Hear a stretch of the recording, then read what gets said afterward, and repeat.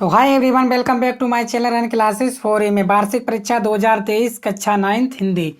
ठीक है, अब जो है वार्षिक परीक्षा 2023 हिंदी के महत्वपूर्ण मॉडल पेपर आपके लिए लेकर आया हूं, जो आपके वार्षिक परीक्षा में 100% देखने को मिलेगा। ठीक है, तो 17 में से 17 अंक पक्के हैं अगर आपने ये सब तैयार कर लिया तो। ठीक है, महत्वपूर्ण मॉडल पेपर है 2023 का और वार्षिक परीक्षा 2023 में यही आएगा। ठीक है ना, तो आप लोग तैयार कर लीजिएगा। मैं आपको बताऊंगा कौन कौन से महत्वपूर्ण है और महत्वपूर्ण आपका वायरल पेपर भी होने वाला है। तो सबसे पहले आप लोग अपने दोस्तों को शेयर कर दीजिए वीडियो को, और चैनल पर अगर पहली बार आए चैनल को सब्सक्राइब भी कर लीजिएगा। ठीक है, सब्सक्राइब करने का ना तो कोई पैसा लगता है और ना ही चैनल को लाइक करने का और वीडियो शेयर करने का। हम आपसे कोई पैसा नहीं लेते हैं, बस हमें मोटिवेशन मिलता है जिससे मैं आप लोगों को और नए वीडियोज बनाने के लिए तैयार रहता हूँ। ठीक है, तो चलिए शुरू करते हैं आज का महत्वपूर्ण प्रश्न पत्र।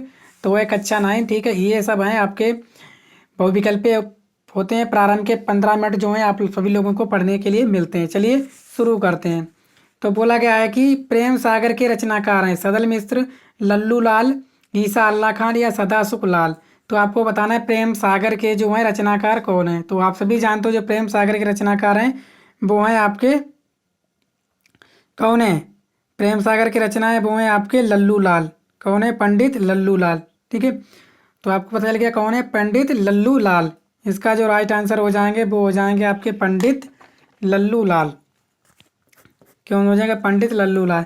इसके बाद 2 नंबर का है मंत्र कहानी के लेखक कौन है। तो मंत्र कहानी का आपका एक चैप्टर भी है कि नहीं इसी में। तो बोला कि मंत्र कहानी के लेखक कौन है। तो मंत्र कहानी के लेखक कौन है आपके, वो है आपके प्रेमचंद। कौन है, प्रेमचंद। ठीक है, नेक्स्ट। निम्नलिखित में ऐतिहासिक एकांकी है नए मेहमान, दीपदान, सीमा रेखा या व्यवहार। तो कौन सी ऐतिहासिक एकांकी है। तो तीसरे का आपको आंसर बताना है। तो इसका जो राइट आंसर हो जाएगा वो हो जाएगा आपका दीपदान। दीपदान जो है एकांकिक ऐतिहासिक एकांकिक है। इसके बाद भारतेंदु के पूर्व हिंदी गद्य के प्रमुख लेखक थे राधा कृष्ण दास, राजा शिव प्रसाद, सितारे हिंद, बाल मुकुंद गुप्त या प्रताप नारायण मिश्र। तो 4 का आंसर आप लोग बताइएगा। ठीक है, तो भारतेंदु के पूर्व के हिंदी गद्य के प्रमुख लेखक थे आपके राजा शिव प्रसाद, सितारे हिंद। राजा शिव प्रसाद, सितारे हिंद। नेक्स्ट 5वां, आदिकाल को किस नाम से जाना जाता है, मध्यकाल, श्रृंगार काल, वीर गाथा काल या युद्ध काल। तो आदिकाल को किस नाम से जाना जाता है, तो आप सभी जानते हो, उसे जानते थे हम लोग वीर गाथा काल से। ठीक है, पृथ्वीराज रासो की रचना किसकी है। जो पृथ्वीराज रासो किसकी रचना है आपको बताना, नरपति नाल, चंद्रभाई, दलपति विजय या विद्यापति। छठे का राइट आंसर क्या हो जाएगा आपका, चंद्रबर भाई। तो पृथ्वीराज रासो की जो है रचना है वो है किसकी है, चंद्रबर दाई की है। नेक्स्ट, सगुड़ु पासना की दूसरी शाखा कहलाती है, यानी सगुड़ो पासना की दूसरी शाखा कहलाती है सूफी काव्यधारा, कृष्णाश्री शाखा, ज्ञानाश्री शाखा या प्रेमाश्री शाखा। तो आपको बताना है इसमें राइट आंसर कौन सा है, 7वें का। तो 7वें का राइट आंसर है आपका कृष्णाश्री शाखा। कौन सी, कृष्णाश्री शाखा। साकी शब्द रवेनी किसकी रचना है, धर्मदास, कबीरदास, सूरदास, मलूकदास। तो साकी शब्द रवेनी अरे बच्चा बच्चा जानता है किसकी रचना है, तो आप सभी भी जानते हो किसकी है, कबीर दास की है। किसकी है, कबीर दास। देख रूप लोचन ललचाने, हर से जन निजु निध पहचाने। निम्नलिखित में से रस है, श्रृंगार रस, वीर रस, शांत रस या करुण रस। तो 9वें का आपको राइट आंसर बताना है कौन सा है आपका, देख रूप लोचन लचका ललचाने, हर से जनु निज निधि पहचाने। मतलब रूप देख के क्या हो गए, लोचन थे, आंख जो है ललचाने लगे। ठीक है, तो हर से जनु निधि पहचाने, मतलब इसमें क्या हुआ, उसने अच्छे से क्या कर लिया, श्रृंगार कर लिया। ठीक है, उसे पहचानने में क्या हो रही है, ललचाने लगे नैना। तो इसी प्रकार इसमें क्या हो जाएगा आपका, श्रृंगार रस हो जाएगा। ठीक है, बंधु गुरुपद, ये क्या है, बधऊ गुरुपद पदु पदुम परागा, सुरच सुभाष सरस अनुरागा के प्रत्येक चरण में कितनी मात्राएं हैं बताइए। 10वें का राइट आंसर क्या हो जाएगा आपका, 16 मात्राएं हैं। बधऊ गुरु पद पदुम परागा, सुरुच सुभाष सरस अनुरागा के प्रत्येक चरण में कितनी मात्राएं, 16 मात्राएं। ठीक है, इसके बाद तरिणी तर्जा तट तमाल तरुवर बहुचाय में अलंकार कौन सा है, उपमा है, अनुप्रास है, श्लेष है या रूपक अलंकार है। ठीक है, 11वें का राइट आंसर आप लोग बताइए कौन सा अलंकार है, तरिणी तर्जा तट तमाल तरुवर बहुचाय, इसमें है आपका अनुप्रास अलंकार। ठीक है, इसके बाद 12वां, यथाशक्ति का समास विग्रह, शक्ति प्लस अनुसार, यथ प्लस शक्ति, यथा प्लस शक्ति, यथ प्लस अनुसार।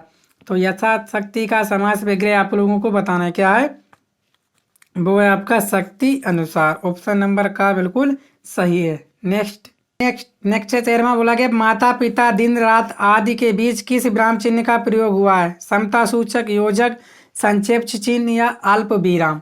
ठीक है, किसका प्रयोग हुआ है तो आपको बताना है 13वें का राइट आंसर। तो उसमें हुआ है आपका योजक चिन्ह का प्रयोग हुआ है। ठीक है, नेक्स्ट, अस्थि शब्द का तद्भव बताइए। अस्थि, कलश, हड्डी, अश्रु या अग्र। अस्थि मतलब क्या होता है, हमारे यहाँ अस्थियाँ जो होती हैं, ठीक है, तो क्या हो जाएगा 14वें का, वो हो जाएगा आपकी हड्डी। अज्ञान का विलोम है, अज्ञान का विलोम प्रकार ज्ञान, ज्ञानी या तेज। तो अज्ञान का क्या विलोम हो जाएगा, अज्ञान का विलोम क्या हो जाएगा, तो वो हो जाएगा आपका ज्ञान। ठीक है, कमल, राजीव, जलज, नलिनी आदि कहलाते हैं विलोम, पर्यायवाची, उपसर्ग या प्रत्यय। तो कमल, राजीव, जलज, नलिन आदि कहलाते हैं, तो क्या कहलाते हैं आपके, पर्यायवाची कहलाते हैं। ठीक है, गंगो तकदनम का संधि विच्छेद है, गंगो तक कम का संधि विच्छेद, गंगो प्लस दकम, गंगोद प्लस कम, गंगा प्लस उदकम, गंगा प्लस उदकम। तो 17वें का राइट आंसर क्या हो जाएगा, इसका हो जाएगा गंगा प्लस उदकम, गंगा प्लस उदकम। रामे रूप है राम का, कौन सी इसमें व्यक्ति है? सप्तमी व्यक्ति द्विवचन, तृतीय व्यक्ति बहुवचन, तृतीय व्यक्ति एक वचन, तृतीय व्यक्ति द्विवचन। कौन सी वचन है तो आपको बताना। ठीक है, 18वें का तो ये हो जाएगा तृतीय विभक्ति बहुवचन। गच्छति रूप है गम धातु का, गच्छत रूप है गम धातु का, क्या है इसमें तो आपको चाट कर बताना है। देखो, गच्छति गच्छता, गच्छन्ति गच्छाओ, गच्छाम गच्छामा, गच्छति गच्छता गच्छता। ठीक है, ऐसे करके आप लोगों को याद कर लेना है। गच्छति गच्छता, गच्छन्ति गच्छाओ, गच्छामी गच्छामा, गच्छति गच्छता गच्छता। ठीक है, तो आपको 19 का क्या हो जाएगा, 19 का हो जाएगा लट लगा प्रथम पुरुष बहुवचन। ठीक है, इसके बाद 20 क्या है, बोला गया क्रा धातु। ठीक है ना, क्रा धातु वितलिकार मध्यम पुरुष द्विवचन का रूप है, करोति, कुर्यातम, कुरुत या अकरोति। क्रा धातु विधि लट लकार मध्यम पुरुष द्विवचन का रूप होगा। अभी इसमें का राइट आंसर बताना है, तो वो होगा आपका कुरुआतम। क्या हो जाएगा, कुरुआतम। तो बहुत पूर्ण हमने 20 बहुविकल्पीय प्रश्न कर लिए हैं। अब हम करेंगे वर्णनात्मक प्रश्न। ठीक है ना, जो आपके 50 अंक के आते हैं। 20 नंबर के बहुविकल्पीय हैं, बाकी आपके 50 अंक के वर्णनात्मक प्रश्न आते हैं। चलिए देखते हैं। खंड बा करने वाले हम लोग निम्नलिखित गद्यांश पर आधारित प्रश्नों के उत्तर दिए। मोटर चली गई, बूढ़ा कई मिनट तक मूर्ति की बात निश्चल खड़ा रहा। संसार में ऐसे मनुष्य भी होते हैं जो आमोद प्रमोद करके किसी की जान भी परवाह नहीं करते हैं। शायद इसका उसे अब भी विश्वास न आता। सभ्य संसार निर्मम इतना कठोर है, इसका ऐसा मरम भेदी अनुभव अब तक न हुआ था। वह अब उन पुराने जमाने के जीवों में था जो जलगी हुई आग बुझाने, मुर्दों को कंधा देने, किसी के छप्पर को उठाने और किसी के कलह को शांत करने के लिए सदैव तैयार रहते थे। तो इसमें आपको प्रश्नों का उत्तर देना। बोला है भगत सिंह को किस बात पर विश्वास नहीं रहा था। ठीक है ना, किस बात पर विश्वास नहीं रहा था, तो भगत सिंह को इस बात पर विश्वास नहीं हो रहा था कि संसार में ऐसे लोग भी हैं जो अपने आमोद प्रमोद के आगे, ठीक है लिखा है यहाँ, जो अपने आमोद प्रमोद के आगे किसी की जान की भी परवाह नहीं करते हैं। ठीक है, इसी बात का जो है भगत को विश्वास नहीं हो रहा था कि जो क्या था कि जो संसार में ऐसे लोग भी हैं जो अपने आमोद प्रमोद के आगे किसी के जान की परवाह नहीं करते हैं। ठीक है, प्रश्न नंबर 1 आंसर मिल गया आप लोगों को। ऐसे आपको भी करना है। मंत्र पाठ है, पाठ का नाम क्या है, मंत्र है। ठीक है, इसके बाद भगत के अनुसार सभ्य संसार कैसा है। भगत के अनुसार आपको बताना है कि सभ्य संसार कैसा है। ठीक है, यहाँ लिखा है सभ्य संसार इतना निर्मम इतना कठोर है, इसका मरम भेदी अनुभव अब तक ना हुआ था। ठीक है, इसका मतलब क्या हुआ, सभ्य संसार अत्यधिक निर्मम कठोर और मरम भेदी है। ठीक है, हो गया ना। भगत के अनुसार सभ्य संसार कैसा है, भगत के अनुसार सभ्य संसार अत्यधिक निर्मम कठोर और मरम भेदी है। इसके बाद पुराने जमाने के जीवों का व्यवहार कैसा था। पुराने जमाने के जीवों का व्यवहार ऐसा था कि लगी हुई आग को बुझाने, मुर्दों को कंधा देने, किसी के छप्पर को उठाने और किसी की कलह को शांत करने के लिए हमेशा तैयार रहते थे। ठीक है, ये देखो लिखा पुराने जमाने के, इस तरह से आपको आंसर भी देना है। तो उम्मीद करता हूँ आप लोग समझ पाए होंगे। नेक्स्ट, ठीक है, इसके बाद आप ये भी कर सकते हो, क्या है, ये सब प्रकार के लोकोत्तर हैं, उसका उपचार प्रेम और मैत्री। ठीक है, इस तरह से भी है, आप लोग इसको भी तैयार कर सकते हो। ठीक है ना, चलिए, तो ये क्या है, ये आपका क्या है, गुरु नानक देव के पाठ से है कि नहीं। पाठ का नाम है किसके है, गुरु नानक देव है, और इसके लेखक आचार्य हजारी प्रसाद द्विवेदी जी हैं। ये इससे है, इसकी आपको व्याख्या करनी है। ठीक है ना। तो चलिए नेक्स्ट देखते हैं। बिल्कुल ऐसे ही आपको पेपर करके आना जैसे मैं बता रहा हूँ, ठीक है। नेक्स्ट इसके बाद आपको पदांश पर आधारित प्रश्न को चौंक उठी अपने विचार से कुछ दूर आगा ध्वनि सुनती, ठीक है ना। इस तरह से है, कुछ दूर ध्वनि सुनती, इस निस्तब्धता निशा में कोई चली आ रही है, कहती अरे बता दो मुझे दयाकर कहाँ प्रवासी है मेरा, उस बावली से मिलने को डाल रही हूँ मैं फेरा। कवि और कविता का नाम लिखिए, इसमें कौन कवि है और कविता का नाम लिखिए। कवि कौन है आपके? जयशंकर प्रसाद हैं। और कविता कौन सी है? पुनर्मिलन, ठीक है, पुनर्मिलन नाम है। काव्यांश में किसके चौंकाने की बात कही है? तो काव्यांश में जो ईड़ा ईड़ा जो है ना उसको चौंकाने की बात की गई है। दूर से आने वाली ध्वनि किसकी थी? दूर से आने वाली जो ध्वनि थी वो थी आपकी श्रद्धा की।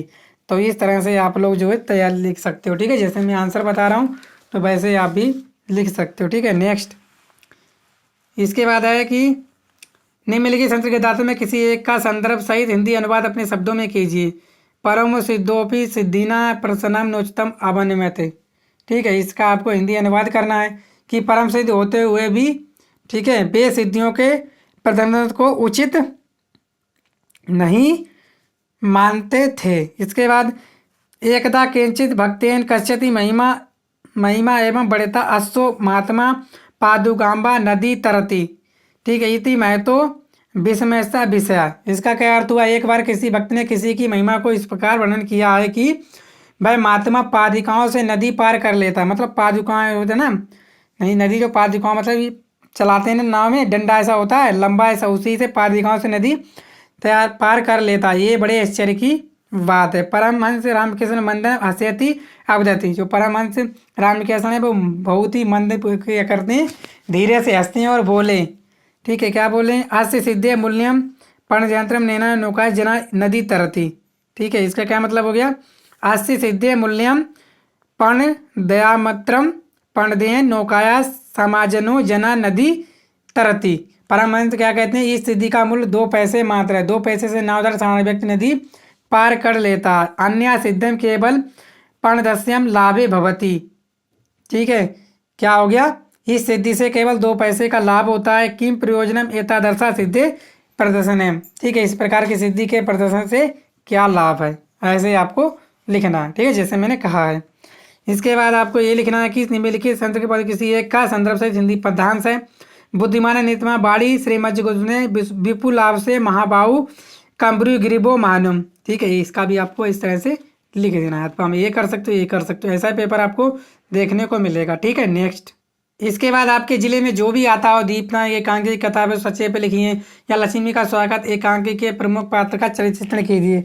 जो भी आपका आता हो आपके जिले में वही लिखना आपको, ठीक है। इसके बाद आपको किसी एक का जीवन परिचय, उनकी किन्हीं 2 रचनाओं के नाम लिखे। प्रेमचंद का जीवन परिचय तैयार कर लीजिए आप लोग, महादेवी वर्मा, हजारी प्रसाद द्विवेदी, इन तीनों का जीवन परिचय तैयार कर लीजिए। 100% आपको देखने को मिल जाएगा। निम्नलिखित कवियों में से किसी एक का जीवन परिचय देते हुए उनकी किन्हीं 2 रचनाओं का उल्लेख कीजिए। जयशंकर प्रसाद, कबीरदास, मैथिली शरण गुप्त, इन तीनों का तैयार आप लोग कर लीजिए।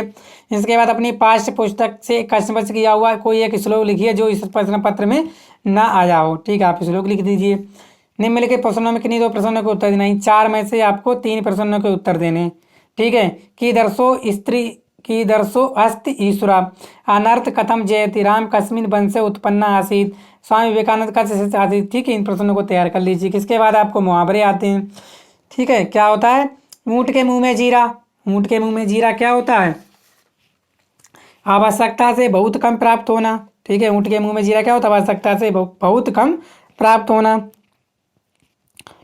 आकाश पाताल एक करना, इसका क्या हो जाएगा? अत्यधिक मेहनत करना, ठीक है। उल्टा चोर कोतवाल को डांटे, अपना दोष स्वीकार ना करके उल्टा पूछने वाले को डांटना।